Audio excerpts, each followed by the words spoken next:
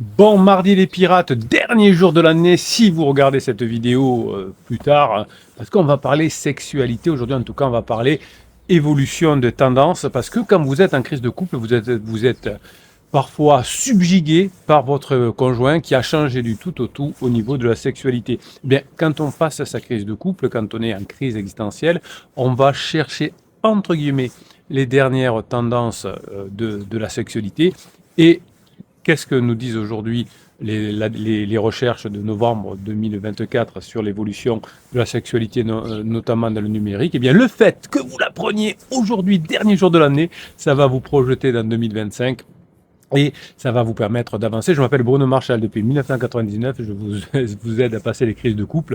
Hein, si vous êtes en crise depuis très longtemps, depuis 5, 10, 15, 20 ans, si vous êtes en couple depuis 5, 10, 15, 20 ans, j'espère que vous n'êtes pas en crise depuis autant de temps. Sinon, il faut se réveiller. Eh bien, vous allez pouvoir effectivement passer cette crise.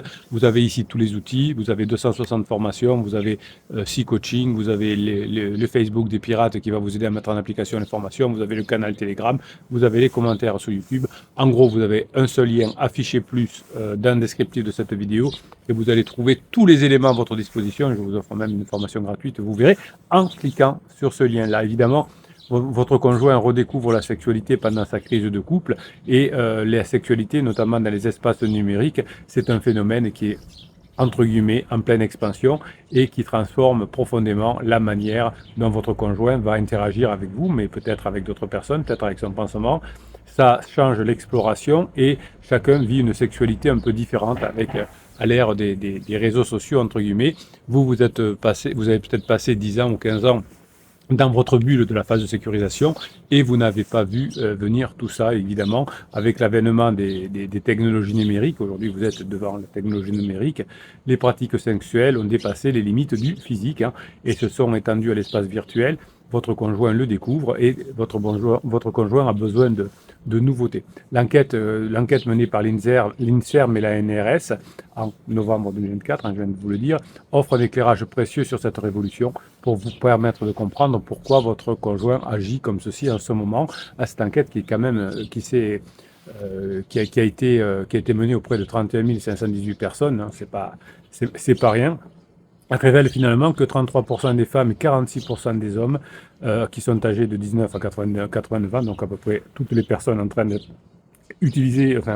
intéressées par la sexualité, ont déjà eu une expérience sexuelle en ligne. Donc ça, c'est les personnes évidemment qui le déclarent. Qu'est-ce que ça veut dire une expérience sexuelle en ligne? Eh bien, pour certaines personnes, ça veut plus dire que d'autres. Juste, parfois, un petit flirt en ligne peut ne pas être compté, par exemple, pour des personnes. Donc, ces expériences qui incluent la connexion à des sites de rencontres, mais aussi à la discussion un peu sexuelle en ligne avec des personnes et l'échange d'images intimes. Les jeunes générations, d'ailleurs, sont plus particulièrement touchées par cette tendance. 63% des femmes et presque 73% des hommes ont déjà eu, hein, tous ceux qui ont moins de 30 ans, une expérience sexuelle en ligne. Comme votre conjoint, pendant sa crise, veut revenir un peu en arrière, veut se rajeunir, parce que si c'est une crise existentielle, il ne veut pas vieillir, eh bien, on va prendre les codes des jeunes générations. Généralement, les jeunes générations sont les premiers utilisateurs de nouveautés finalement, et donc de ces réseaux sociaux, sauf pour l'intelligence artificielle. Hein, les premiers utilisateurs, c'est les cadres et les personnes de plus de 40 ans qui ont plus vite compris, c'est l'exception, l'intérêt de l'intelligence artificielle que les jeunes qui pédalent un petit peu. Pour tous les autres domaines, hein, les jeunes générations vont plus vite que pour les anciennes pour comment dirais-je, utiliser les nouvelles technologies.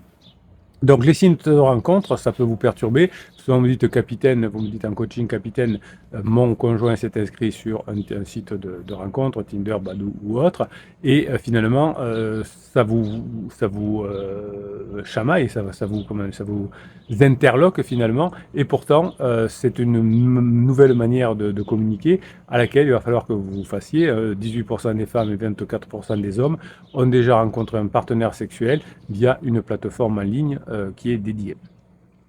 Donc chez les femmes de moins de 40 ans, c'est 40%, de 30 ans, pardon, c'est 40%, et c'est 45% chez les hommes du même âge. Donc les plateformes offrent une manière finalement de socialiser, de trouver des partenaires. Donc c'est pour ça que votre conjoint, qui pour l'instant ne ressent plus ses besoins nourris par vous, va aller chercher des rencontres nouvelles pour nourrir ses besoins. Évidemment, souvent les sites de rencontres sont là pour, en tout cas pour les plus de 30 ans et pour les plus de 40 ans, oublier la relation précédente, s'amuser un petit peu, mais pas pour construire des choses, des choses comment dire, importantes. En revanche, pour les plus jeunes, hein, pour les 18-30 ans, ça peut être l'occasion de rencontrer des personnes. Alors souvent, les chiffres sont faussés parce que on dit oui, beaucoup de personnes se sont rencontrées sur Tinder. En réalité, oui, mais c'est souvent des personnes de moins de 30 ans. Donc finalement, ces sites de rencontres vont avoir un impact fort sur votre conjoint en crise et certainement en crise existentielle, puisque votre conjoint va percevoir la sexualité comme une grande diversité de choix, la facilité des rencontres qui n'aurait pas été forcément possible dans le monde physique. Et là, comme on est dans un yalla Yallah, c'est la crise. J'ai été malmené pendant des années. Je veux maintenant faire ce qui me plaît. Et bien évidemment, hein, vous avez compris que ces plateformes ont transformé votre conjoint, mais aussi ont transformé donc du coup les dynamiques de rencontre et les implications. Donc finalement, aujourd'hui, vous êtes un peu perdu par rapport à cette sexualisation. Vous imaginez votre relation plutôt comme une partie d'échecs et chaque pièce, pendant que votre conjoint va voir si l'herbe n'est pas plus verte ailleurs, et notamment sur les réseaux sociaux, chaque pièce de l'échec finalement représente un moment de tension.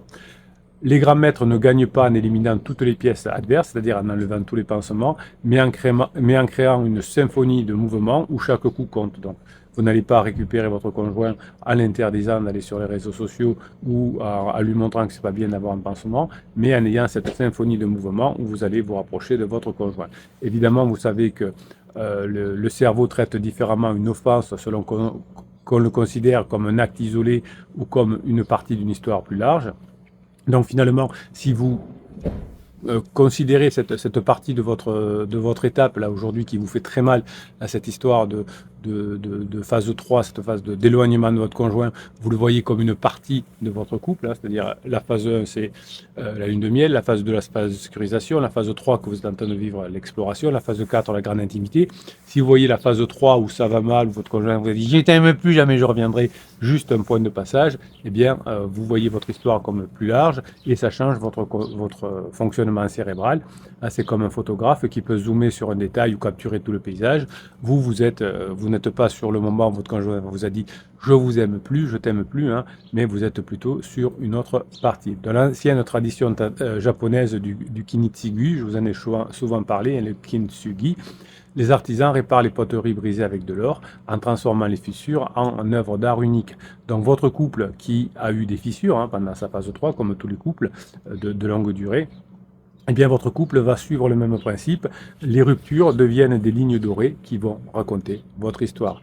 Évidemment, vous n'allez pas essayer d'effacer le passé, mais vous allez essayer de le transformer, un peu comme ces coraux hein, qui incorporent les débris océaniques et qui vont construire des récifs plus solides.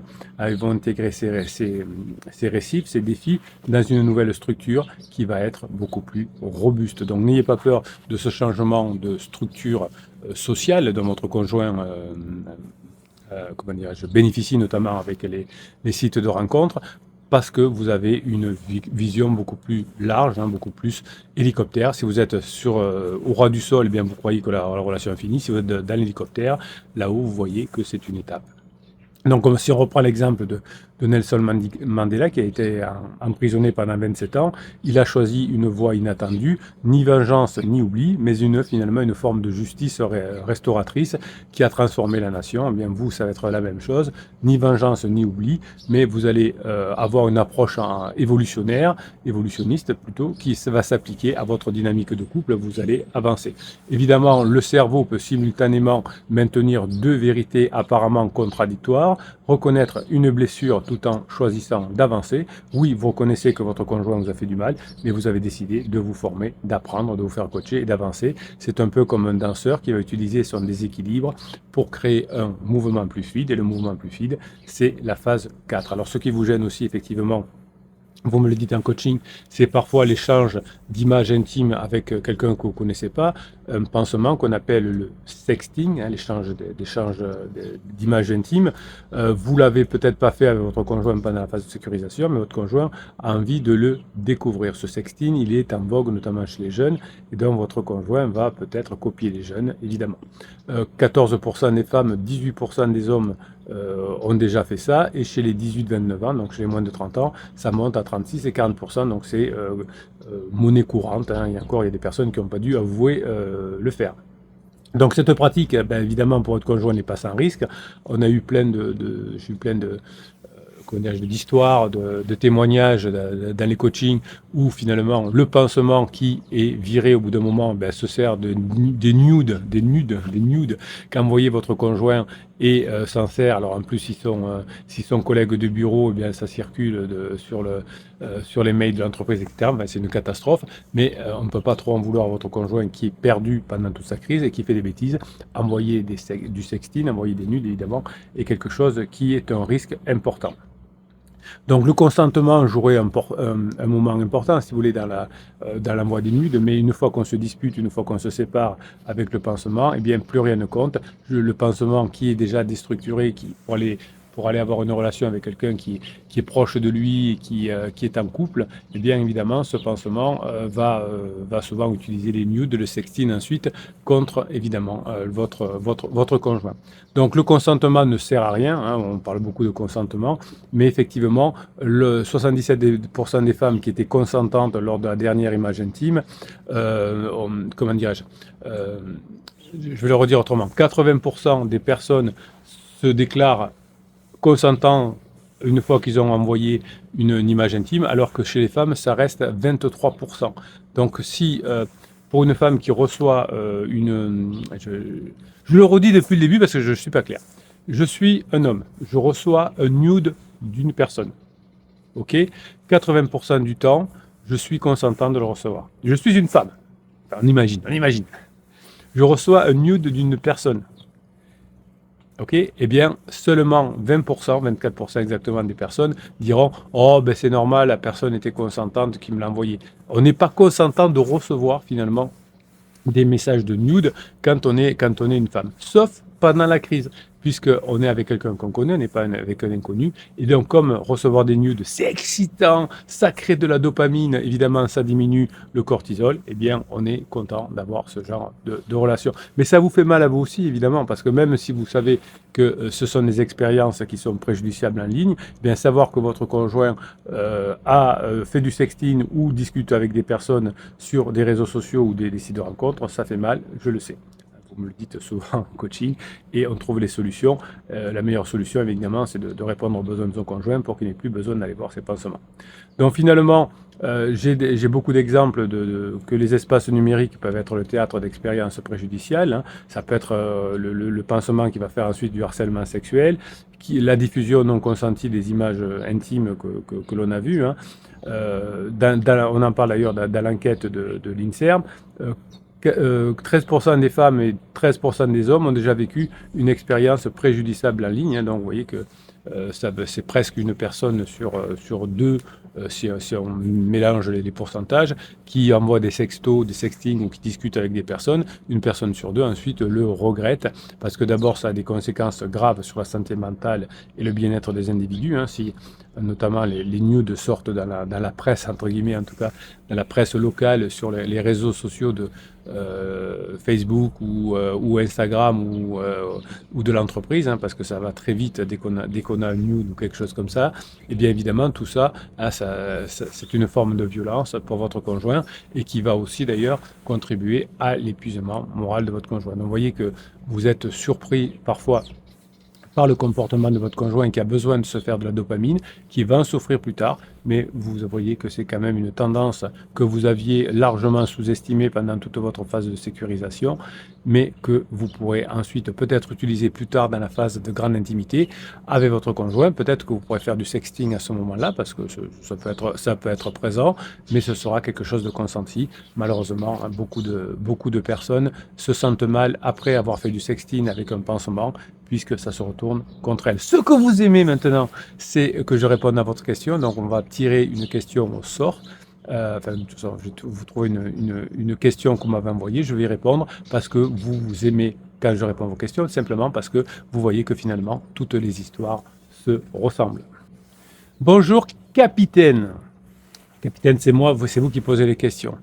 Dans la formation La magie de voir grand, hein, c'est la formation qui se termine ce soir, vous exprimez l'exercice de la marche des rêves qui stimule la créativité et qui va nous permettre d'atteindre la phase 4. Comment cet exercice peut-il réellement transformer ma vision de la reconquête amoureuse et m'aider à voir grand? Donc l'exercice de la marche des rêves, donc c'est un exercice effectivement qui n'est pas une simple promenade, hein, vous le verrez dans la formation, c'est un exercice qui vous propulse vers la vie que vous désirez avec votre conjoint.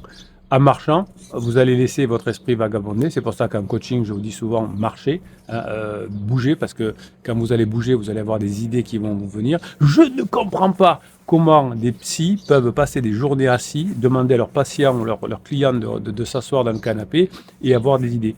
On ne peut pas être assis dans un fauteuil confortable avec la tasse de thé, l'écharpe pourpre et avoir des idées. On ne peut que écouter, on ne peut que se reposer. Hein, donc si vous voulez vraiment avoir des idées, avoir de la créativité, il faut bouger. Hein. C'est d'ailleurs ce qui fait du mal aux enfants, c'est que quand ils sont tout petits, on les oblige à passer une heure et demie assis sur les bancs de l'école, et pour eux, c'est terrible. Donc, ce que je vous explique dans l'information, c'est qu'en marchant, vous allez laisser votre esprit vagabonder sans limite vers vos aspirations qui sont finalement profondes. Hein, c'est pour ça que vous allez en phase 4, parce que vous avez les mêmes idées, les meilleures idées quand vous allez marcher. Donc vous allez pouvoir imaginer en marchant des moments de joie partagée, les fameux rires complices avec vos amis, avec votre conjoint, les projets communs que vous pourrez avoir. En gros, vous allez laisser votre imagination créer cette vision grandiose et votre avenir ensemble finalement. Hein, voilà, vous allez pouvoir visualiser et clarifier un peu vos objectifs. Donc en visualisant, en marchant par la marche des rêves, en visualisant cette phase 4, vous allez vous projeter dedans. Ça va stimuler votre motivation. Vous allez ressentir les émotions positives qui sont associées à cette vision et qui vont vous donner toute l'énergie, évidemment, hein, pour persévérer. En vous voyant réussir, vous allez intégrer inconsciemment la possibilité d'aller directement en phase 4 et la vision claire de vos objectifs que vous allez faire pendant la marche des rêves va vous permettre de choisir des actions qui vont vous rapprocher de votre conjoint. Finalement, ce que je vous explique dans la formation La magie de voir grand, c'est que la marche des rêves, c'est une invitation à briser les barrières de vos peurs et de vos doutes. Plus vous allez oser rêver grand, plus vous allez avoir des chances de passer en phase 4, comme dit le proverbe, visez la lune et vous atteindrez les étoiles. Plus votre vision claire, alors, c'était un jeu de mots puisque la personne qui m'a écrit son pseudo c'est Claire, plus votre vision claire est ambitieuse, plus vous allez donner les moyens de les réaliser. Eh bien, Claire, si vous intégrez cet exercice à votre routine, eh bien, vous allez nourrir votre esprit de positivité, de confiance, et vous allez avoir des atouts essentiels pour reconquérir votre conjoint, et vous allez bâtir cette relation épanouissante dont vous rêvez. N'oubliez pas, hein, Claire, écoute, la reconquête, je vous l'ai dit en coaching, hein, la reconquête amoureuse, c'est pas un marathon, c'est un trail, c'est plus qu'un marathon, en tout cas c'est pas un sprint. Alors on peut dire que c'est un marathon, mais c'est pas un sprint. Un trail c'est encore plus fort qu'un marathon, parce qu'il y a des montées, il y a des descentes, mais en tout cas c'est pas un sprint. Chaque pas, clair, même petit, vous rapproche de votre objectif. Hein. Alors comme on l'a dit dans le coaching, vous chaussez vos baskets, parce que Claire est une sportive, hein, c'est pour ça que j'essaie de vous prendre des métaphores qui correspondent à votre loisir. Donc Claire, vous chaussez vos baskets, pardon, vous ouvrez votre esprit et vous laissez la magie de la marche des rêves opérer. En tout cas, vous avez raison d'avoir demandé comment on pratique cette marche des rêves, et avec cette visualisation, ces émotions positives que vous allez avoir, vous allez pouvoir vous rapprocher. Dernier jour de l'année, je vous souhaite un bon réveillon.